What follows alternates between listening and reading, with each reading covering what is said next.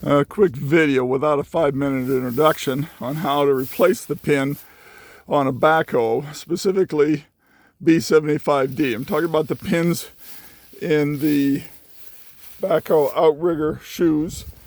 I want to show you what they look like on the other side after it's installed to start with. That's what it should look like.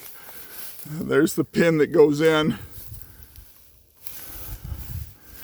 So to do this, I pounded out the old pin using something close to the same size. And when you get it out, of course, it's very awkward to put it back in. So I used a jack and a board to try to get her up and get her level because I'm doing this alone. That got me in one side.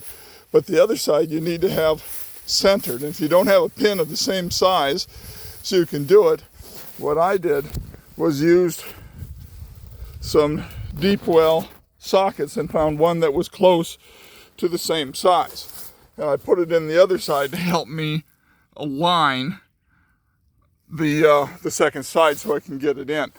So doing the second side is a little tougher. You've got to make sure those get right there and get really close so that you can get that started. Once you get it started, then it just pops through. These get bent. They need to be replaced once in a while. But by all means, you're going to need a jack or you're going to need two people to do it because it's really, that shoe is very heavy. So that's my suggestion. Try to get a jack and a board underneath it so it levels it up and you can get that pin started. You have to center the other side too.